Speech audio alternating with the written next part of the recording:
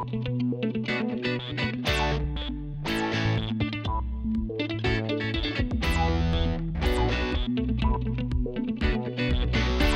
my name is Tito, CFESA Certified Master Technician. These are the common problems that cause a misfire on a fryer. If you're having misfires, one of the main things you want to check is look down the flue and make sure there is no obstruction or soot buildup along the edges here or down the bottom. You will often find things like oven mitts, brushes, pans, or just simple soot buildup. So make sure none of that is going on with your fryer. The next thing you'll want to check if your fryer is misfiring is check along your fryer tubes or your heat exchanger, inspecting the sidewalls to make sure there is no soot buildup on here.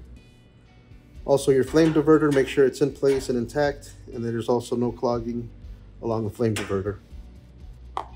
If everything looks good, the next thing you want to do is take a look at your data tag and make sure that your gas pressure is according to the manufacturer's spec. If you can't find that information, feel free to reach out to the manufacturer and they should be able to provide that information for you.